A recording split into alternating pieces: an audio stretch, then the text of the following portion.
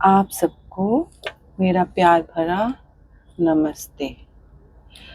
आज हमारे विचार करने के जो शब्द हैं, जो टॉपिक्स हैं, वो हैं विचार, संकल्प और मौन। इनमें हम देखेंगे कि हम किस प्रकार इन शब्दों को अभी तक अपनी ज़िंदगी में सोच रहे थे या इस्तेमाल कर रहे थे, परंतु असल में ये है क्या? क्या हम इन्हें यानी कि विचार, संकल्प और मौन को जो समझते हैं, क्या असलियत में वही है? आज हम बारीकी से यानी कि डीपर लेवल पे अपने वजूद यानी कि अपने होने को देखेंगे। आज तक हम केवल दूसरों की बातें, सोच, अनुभवों में ही डूबे रहे, गोते खाते रहे और जब जब हम कोशिश करते थे या करते हैं अपने ध्यान में या मेडिटेशन में अपने तक पहुंचने का, तब तक हम इतने भटक चुके होते हैं, इतनी बाहर से आते हुए विचारों में कि हम भूल ही जाते हैं कि हमें करना क्या है, सोचना कैसे है, या फिर कहें कि इन विचारों की भूल भुलैया ने हमें इस प्रकार जकड़ लिया है कि हम अपने सोचने विचारने की शक्ति को भी दूसरों के हाथों में सौंप चुके हैं। अगर हम एक उदाहरण लें, सोचें किसी भी रिश्ते को। चलिए सोचते हैं अपनी इस भौतिक जिंदगी के दूसरे रिश्ते को, यानी कि मेरी माँ। यहाँ याद रखिए कि पहला रिश्ता हमारा हमारे शरीर के साथ है। चलिए इसके बारे में हम फिर कभी विचार करेंगे। आज तो हम अपने दूसरे रिश्ते के बारे में थोड़ा सा एक उदाहरण के रूप में बात करते हैं। तो माँ वह दूसरा रिश्ता है जो मुझे समझ में आया जब मैंने बाहर की दुनिया को समझना शुरू किया। हमने अपने बचपन में ही इस माँ कहलाने वाले जीव के आसपास बहुत से विचारों को निर्मित किया। बहुत से अच्छे थे, परंतु कुछ कम अच्छे थे। तो आज अगर इसी क्षण मेरे कॉन्शियस में यानी कि चेतना में यह शब्द आता है, तो आज तक के सारे अनुभव, विचार मेरे मन के दर्पण में एक रेलगाड़ी की तरह चल पड़ते हैं। वे ना तो वक्त देखते हैं और ना ही देखते हैं कि उनकी क्या मुझे अभी कोई ज़रूरत है।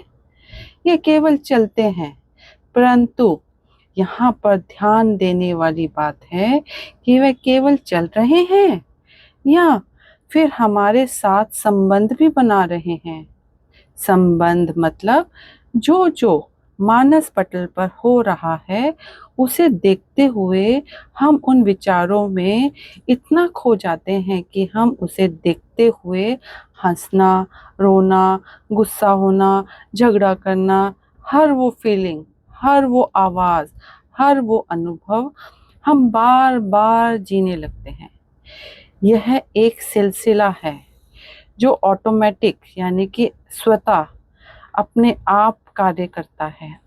ये ज़्यादा अच्छा होगा अगर हम कहें कि हम बेबस हो जाते हैं, हमें याद ही नहीं रहता कि हम कर क्या रहे हैं, और यानी कि हमारी सारी ताकत, हमारी सारी ऊर्जा, अपनी रचना करने की शक्ति, समेटने की शक्ति, सोचने की शक्ति को हम ऑटोमेटिक मोड पर डाल देते हैं और हम बेचारे बनकर कहते हैं कि क्या करें, हम थक गए हैं, अब कुछ भी करने या कहने का मन ही नहीं करता। तो सोचो, यह शक्ति जो मेरी चेतना है और इसी परमात्मा का ही रूप है, क्या वह इतनी कमज़ोर और लाचार है कि मैं जो चाहती हूँ वह उस क्षण प्रकट नहीं हो सकता? शांति, प्रेम और मेरी ऊर्जा से ही उत्पन्न हुए ये विचार। ध्यान दीजिए यही शक्ति, यही अपनी शांति को हमें पहचानना होगा। परंतु कैसे? कुछ मिनट, यानी कि केवल कुछ मिनट या कुछ घंटे सारा दिन में ध्यान या मेडिटेशन में बैठना नहीं, परंतु हर क्षण, हर वक्त केवल हमें देखना है कि हम कर क्या रहे हैं, बोल क्या रहे हैं, बोल कैसे रहे हैं, सोच क्या रहे हैं। अरे इसमें तो हम सब एक्सपर्ट हैं ना। सोचिए, सारा दिन आज तक हम यही तो करते आ रहे हैं। आप कहेंगे क्या मतलब? अरे रुकिए रुकिए, हम बाहरी जगत में जब भी अपनी सेंसेस, इंद्रियों के जरिए देखते हैं या सुनते हैं तो हमारे चारों तरफ फैली हुई दुनिया को ही देखते हैं। हर वस्तु का ज्ञान, हर चीज के बारे में कोई ना कोई अवधारणा हम हर क्षण बातें या अवधारणाएं बनाते रहते हैं, चाहे वे कॉन्शियसली हो या अनकॉन्शियसली। मतलब बिना सोचे समझे कि हम क्या कर रहे हैं। अरे ये तो अपने आप ही घटित होता है, आप कहेंगे। परंतु नहीं, इस आदत को भी हमने ही अपने में स्थापित किया है। आज हम इसी टेक्निक, यानी कि इसी तरह से यू टर्न लेते हुए वापस उस शक्ति को ग्रहण करेंगे जो हमने अपने सारे संसार की वस्तुओं और जीवों को हमारे पे हावी होने के लिए दे दी हैं, और हम भूल चुके हैं कि हम ही हैं जो इन सब को हमने वो ताकत प्रदान की है। तो चलिए अभी इस क्षण से हम एक दूरी बनाएं अपने और अपने विचारों के बीच। आप पूछेंगे कैसे? अरे वैसे ही जैसे हम अपने किसी अनचाहे रिश्तेदारों के लिए या किसी अनचाही वस्तु के लिए कहते हैं। जब भी कोई विचार आता है तो ये कहकर कि हमें क्या मतलब, वह तो हमारे लिए मर गए, या वस्तु के लिए कि हमें इसकी ज़रूरत नहीं है। इस टेक्निक को यूज़ करेंगे सारा दिन। यह कोई एक ध्यान या मेडिटेशन में की प्रक्रिया नहीं है, यह जीवन जीने की कला है, और वह भी अपने अनुसार। ये है हमारी असली आज़ादी। सोचिए, जब हम अपने भौतिक घर में अपने हिसाब से खाते हैं, रहते हैं, किसी की भी रोक टोक नहीं होती, तो हम कैसी प्रसन्नता अनुभव करते हैं और कहते हैं कि अब हम अपना जीवन अपने हिसाब से जीते हैं। तो फिर सोचिए कि जब आपके अंदर, यानी कि अंदर की दुनिया, और बाहर यानी भौतिक दुनिया जो अभी आपने बांट कर रखी हुई है, सेपरेशन में रखी हुई है। कहते हैं ना कि दो नावों पर सवारी नहीं हो सकती, तो इन दोनों नावों को तोड़कर अपने हिसाब से एक बहुत ही खूबसूरत अपने तरीके से एक नाव को निर्मित कीजिए। सारा दिन अपने विचारों से दूरी बनाने से आपको सबसे पहले ये अनुभव होगा कि मैं विचार नहीं हूँ। फिर आप में एक शक्ति आएगी यह निर्णय लेने की कि आप इन विचारों को कोई भी रूप दे सकते हैं। यहाँ तक कि अगर कोई विचार मुझे नहीं चाहिए तो उन्हें मैं हटा भी सकती हूँ। यहाँ पर आता है संकल्पों का एक एहसास। यानी अब संकल्प क्या है? संकल्प भी एक विचार ही है जो हम एक मजबूत इरादे से लेते हैं और उसे पूरा करने के लिए अपनी सारी ऊर्जा उसमें समाहित कर देते हैं। यह विचारों की एक उच्चतम स्टेज है। यह सोचकर और समझकर किया हुआ विचारों का ही एक रूप है। संकल्पों में इतनी ऊर्जा होती है जो शाप या आशीर्वाद का रूप ले लेती है। सोचिए, एक विचार जो हमें इतना परेशान करते हैं क्योंकि हमारे विचार जंगली हो गए हैं, परंतु अगर हम उन पर अपना नियंत्रण वापस ले लेते हैं तो वही विचार संकल्प बन जाते हैं, यानी हमारे जीवन के आशीर्वाद। चलिए यहाँ पर मैं आपको इसको आसानी से समझने के लिए एक उदाहरण देती हूँ। विचार और संकल्प के भेद को समझने के लिए, विचारों का हमारी चेतना में होना इसी प्रकार है जैसे एक घना जंगल, वहाँ हर पेड़ हर पौधा खूबसूरत है परंतु बहुत ही बेतरतीबी से है। उसमें हजारों पशु पक्षी सांप बिच्छू रहते हैं। वहाँ कुछ भी नहीं पता चलता कि कब क्या हो जाए। वहाँ सूरज की किरणें भी धरती पर नहीं पहुँचती क्योंकि वह जंगल बहुत ही घना है। और जब भी हम वहाँ जाते हैं या सोचते हैं जंगल के बारे में तो एक अलग प्रकार का भय हमारे मन में उत्पन्न होता है। परंतु ध्यान दीजिए, जब हम वहाँ जाते हैं तो हम वही खो जाते हैं, यानी कि हमें अच्छा लगने लगता है। हम वहाँ की शांति को, के बेतरतीबी को यानी कि क्योस को इंजॉय करना शुरू कर देते हैं और उसी भूल भुलैया में रह जाते हैं। यह है हमारे चेतना यानी कि कॉन्शियसनेस की मौजूदा हालत, यानी कि इतना क्योस, इतनी भीड़, इतने विचार। वहीं अगर हम देखें एक खूबसूरत सा बगीचा यानी बगिया, से हम अपने तरीके से बनाते हैं। हर पौधा, हर पेड़, हर जीव, हर जंतु उसमें है। हम सब कुछ अपने हिसाब से स्थापित करते हैं और फिर उसी प्रेम से हम उन सब की पालना करते हैं। हम जो भी पसंद नहीं आता हम उसे बगीचे से हटा देते हैं। यहाँ ध्यान देने की बात है कि अगर हम कोई जंगली जीव जंतु यानी सांप बिच्छू हाथी को भी उस बगिया में स्थान देते हैं तो हम जानते हैं कि हमें उसकी पालना कैसे करनी है और उसे किस दायरे में रखना है।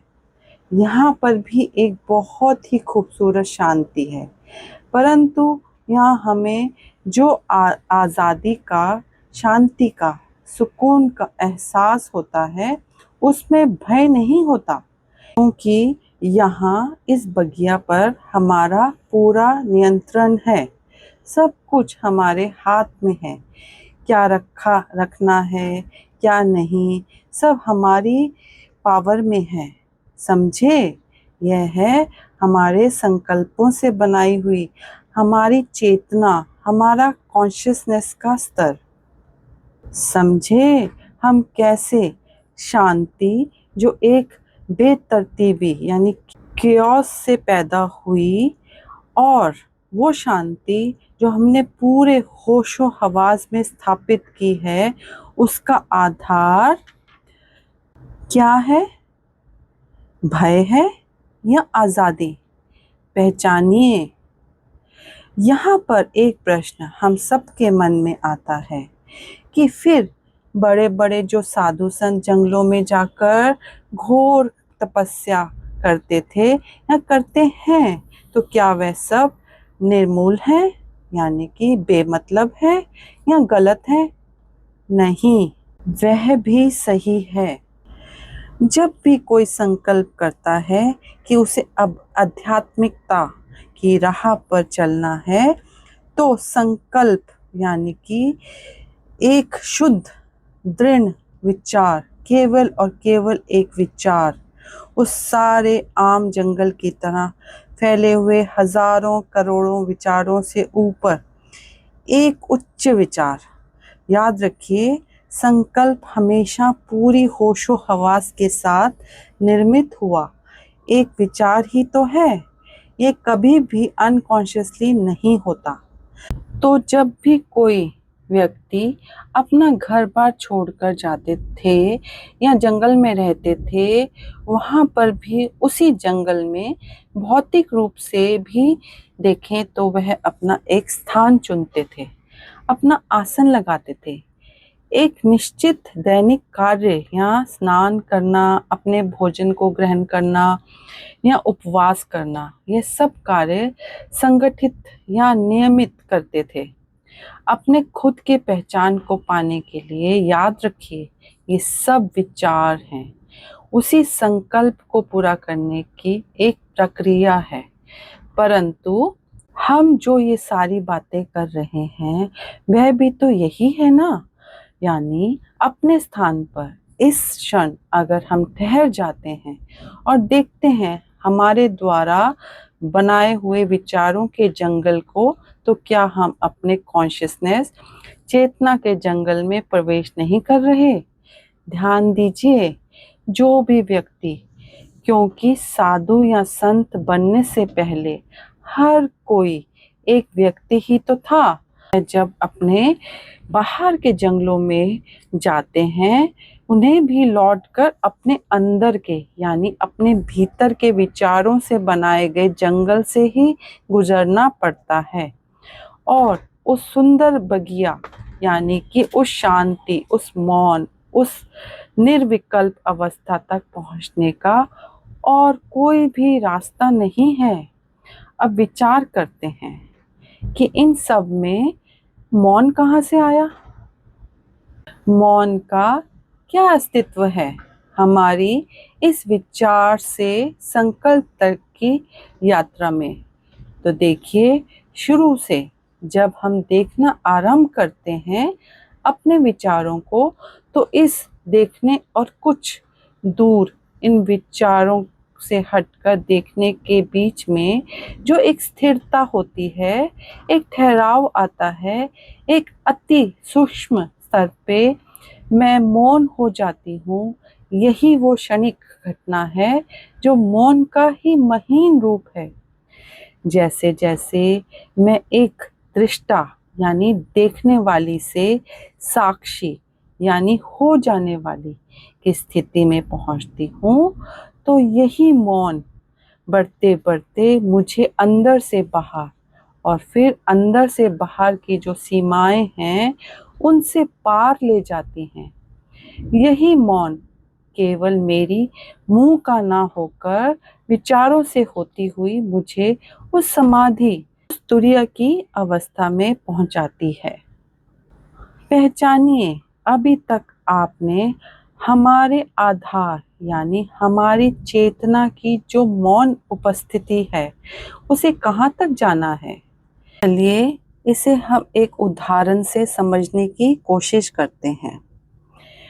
हम अपने भौतिक जीवन में भी देखें तो अगर मैं कुछ कर रही हूँ और उस कार्य में बहुत मग्न हूँ और अचानक ही कोई और कार्य सामने आ जाता है, तो उसे करने से पहले मुझे अपना मन, बुद्धि और सेंसेस यानी कि अपने पांचों इंद्रियों को वहाँ से जो कार्य मैं कर रही हूँ कुछ क्षणों के लिए हटाना होगा। यानी अगर मुझे किसी कार्य को रोकना है, तो उसी प्रकार मुझे अपने चित्त को यानी कि जो मैं फोकस करके कोई कार्य कर रही थी वहाँ से हटाने के लिए, चाहे क्षणिक ही होता है, यहीं पर ठहर जाना होगा। फिर अपने सारी एनर्जी को समेटते हुए दूसरे कार्य पर जाना होगा। यानी अगर रियलिटी वास्तविकता में कहें तो हमने सब इंद्रियों को अपने अंदर समेटा और फिर इस समेटते यानी कि मौन से नए कार्य को शुरू किया। यही है उस मौन की पावर, यही है सब होने का आधार। इस मौन को ही हम निर्विकल्प अवस्था, चाहे बहुत बहुत क्षणिक ही क्यों ना हो, चाहे हम अभी तक बेहोशी यानी अनकॉन्शियसली ही क्यों ना करते आए हों, परंतु यह मौन ही हमारा आधार है। यही तो ओम की चौथी अवस्था है। जब हम आ, ऊ, मा और फिर एक बिंदु यानी कि फुल स्टॉप लगाते हैं, वही फुल स्टॉप मौन है। यानी शब्दों के बीच के ठहराव, विचारों के बीच का ठहराव ही मौन है, वही फुल स्टॉप है। अब समझे मौन कहाँ स्थापित है, और ये मौन ही हमारा आधार है। मतलब जो हमारे कॉन्शियसनेस यानी कि चैतन्य का जो रूप हमारे अंदर एक चेतना बन के बह रहा है, उसे ही एक तरह से हम कहते हैं मौन की अवस्था। और उसी के आधार को लेकर हम नए नए दुनियाओं की, नए नए डायमेंशंस की, नए नए तरीके से अपने हायर फ्रिक्वेंसी पे जाने की पूरी रचना करते हैं। तो ये था हमारी आज के विचार करने के शब्द, टॉपिक्स या अवधारणाएं, यानी कि विचार, संकल्प और मौन। अब हम दूसरे हिस्से में स्टेप बाय स्टेप यानी कि अपने आराम से अपनी अलग अलग अवस्थाओं को देखेंगे या उस पर प्रैक्टिस करेंगे कि हम कहाँ पर हैं, हम कैसे अपने विचारों से लेकर उस मौन की अवस्था यानी कि उस तुरीय अवस्था यानी कि उस समाधि तक पहुँचे जहाँ पर मेरा और मेरे कर्ता यानी कि उस कर्ता पूरक के साथ एकाकारिकता हो सके, यानी कि शुद्ध चेतना को महसूस करें, यानी कि हम उस परमात्मा के सच खंड में प्रवेश कर सकें और रह सकें। इस पूरे टेक्निक को यानी कि इस पूरे अवस्थाओं से कैसे गुजरना है उसे हम स्टेप बाय स्टेप करेंगे। तो आज के लिए इतना ही। नमस्ते।